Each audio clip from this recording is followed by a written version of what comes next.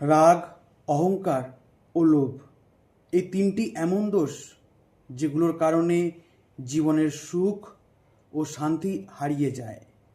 রাগ বুদ্ধিকে ধ্বংস করে দেয়, যার ফলে রাগের মাথায় এমন কথা বলা হয়ে যায় যেগুলো সম্পর্ক ভাঙার কারণ হয়ে দাঁড়ায়। বিদ্বান ব্যক্তি যদি নিজের জ্ঞানের অহংকারে পড়ে তাহলে সে ধ্বংসের পথে চলে যায়।